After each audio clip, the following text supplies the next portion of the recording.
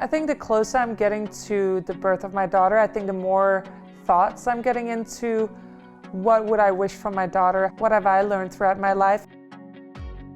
Ever since I was a little girl, I wanted to be #1 in the world and win a Grand Slam. I wouldn't have become the tennis player I was without the people around me and my parents and their support. My whole career I had to overcome people not believing in me. Every time I broke a goal, they kept telling me there was something more I couldn't do. You know, I think that always fired me up and my determination just kept me going. And the people closest to me and around me knew how hard I was working to reach to my goal and really get to where I wanted. And those were the most important people to me, and they believed in me.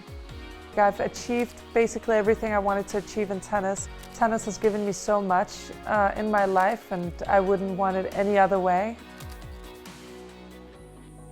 I got diagnosed with rheumatoid arthritis in 2018. It took a long time for me to get diagnosed. At first, quite a few of the doctors weren't taking me seriously or were just dismissing what I was feeling. I thought to myself, if I'm not being taken seriously and I'm supposed to have great doctors just taking care of athletes, the normal woman coming into the doctor is definitely not going to be taken seriously. So we build a community where women and men can tell their story and get women to feel their best. Once I got the diagnosis, my main thing was, okay, I'm not going to let this stop me. I'm going to find a way to still win and still be at the top. I'm not going to let this disease determine when I'm going to stop playing tennis. And I actually won one of my biggest events of my career in Beijing with RA.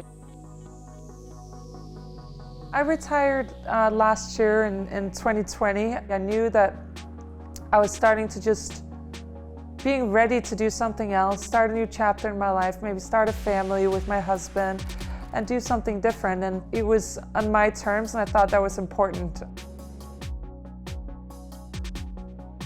It is, you know, a new chapter, and it is unknown, and I'm very excited about what the future holds.